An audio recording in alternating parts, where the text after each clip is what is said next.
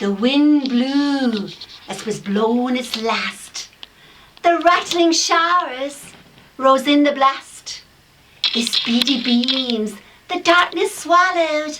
Loud, deep and long the thunder bellowed. That night a child might understand the devil had business on his hand.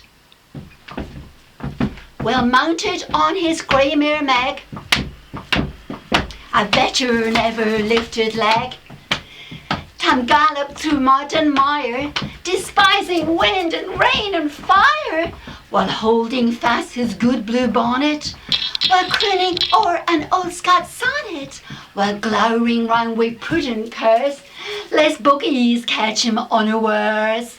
Church alleyway was growing nigh, where ghosts and owls nightly cry.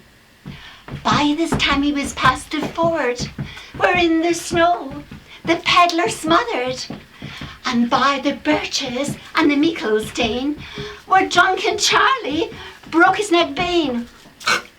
And near the thorn above the well, where Mungo's mother hanged hersel. Before him River Doon pours all its floods, the doubling storm rose through the woods. The lightnings flash from pole to pole, more and more near the thunders roll, when glimmering through the groaning trees, Church alleyway seemed in a breeze. Through every beam lights were glancing, loud resounded mirth and dancing. Inspiring bold John Barleycorn, what dangers thou canst make us scorn. We tuppenny ale, we fear no evil, we whiskey too, we'll face the devil. The pints they reamed in Tammy's noddle. Fair play, he cared no devils a bottle, but the horse stood like sore astonished, till by the heel and hand admonished, she ventured forward on the light, and whoa! Tam saw a wondrous sight. Warlocks and witches in a dance.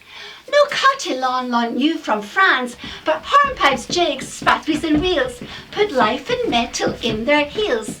At window bunker in the east there sat old Nick, in form of beast, a shaggy type, black, grim, large. To give them music was his charge. He screwed the bagpipes and the skirl, till roof and rafters all did dirl.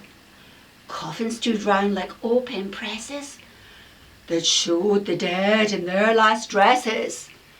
And by some devilish eerie sleight, each in their cold hand held a light, by which heroic Tam was able to see upon the holy table a murderer's bones in gibbet urns, two span languy on crescent bairns, a thief new cut from a rope, with his last gasp his gab did go. 5 tomahawks with blood red rusted, 5 skimmer hairs with blood red crusted, a garter with which a baby was strangled, a knife a father's throat had mangled, which his own son had of life bereft, grey hairs still sticking to the heft, and is more terrible and awful that even to name would be unlawful.